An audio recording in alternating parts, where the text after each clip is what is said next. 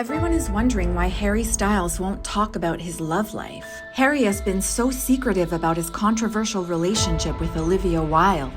We found a shocking pattern behind Harry's relationships that explains why. It goes back to when Harry was a teenage boy in One Direction. Caroline Flack, the 31-year-old X Factor host, dated him after he was a contestant on the show and was just 17. He's a little bit younger than you, isn't he? He's a lot younger than me. What's wrong with that?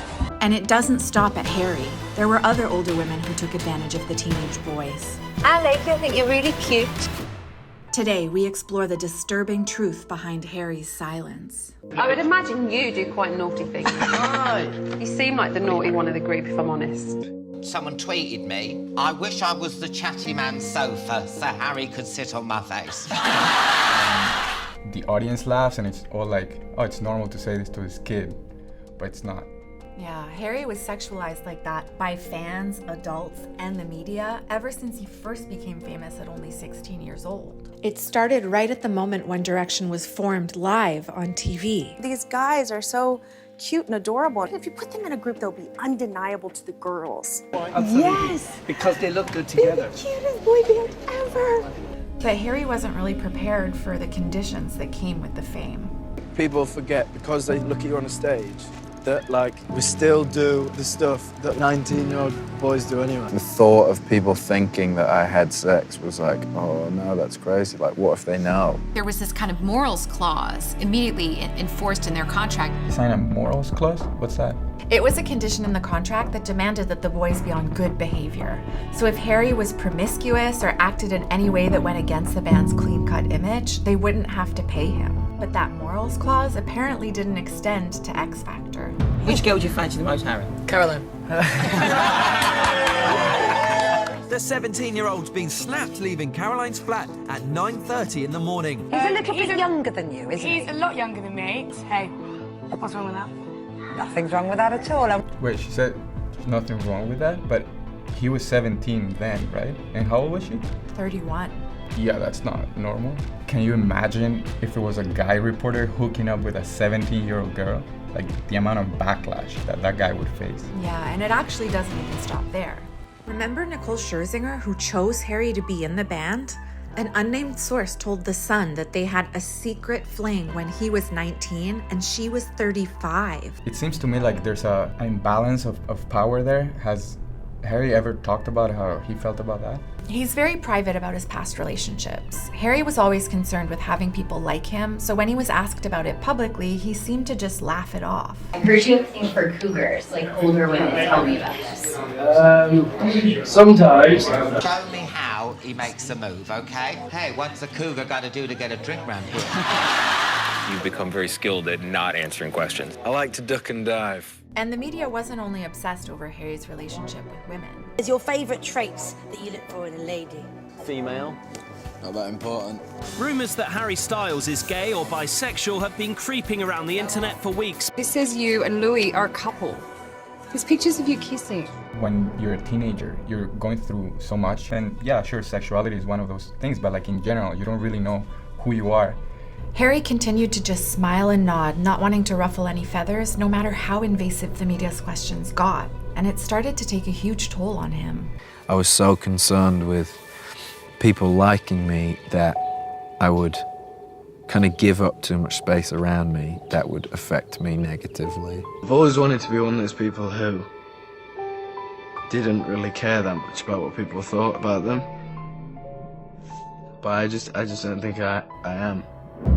And as Harry struggled to please everyone, One Direction's perfect image started to crumble around him. There was an argument backstage. One member in particular threw me up a wall.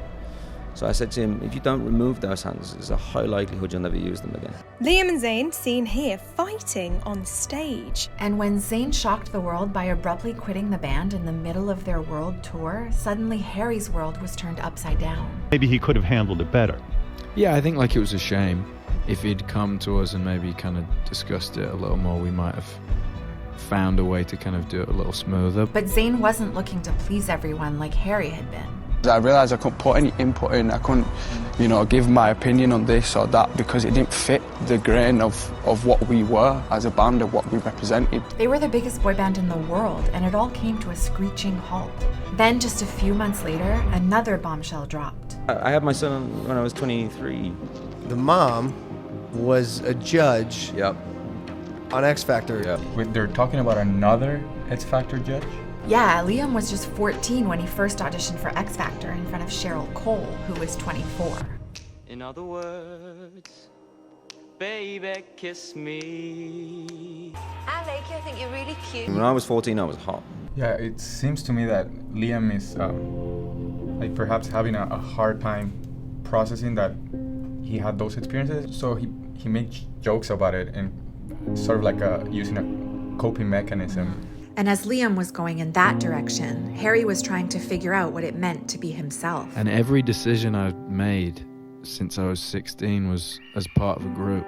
I'm trying to work out who I am a bit, and I don't really want to like start f***ing it up kind of in front of people. I kind of started to feel like threads of where I could see myself becoming someone that I didn't want to be.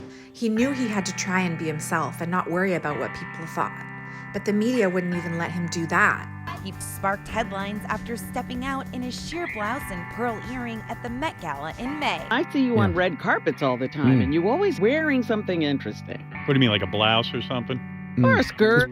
When asked about his sexuality, he said, "It's not a case of I'm not telling you because I don't want to tell you. It's not, ooh, this is mine and it's not yours. It's, who cares?" But when the pandemic hit and he was forced to take a break for the first time in his adult life, Harry realized that something had to change.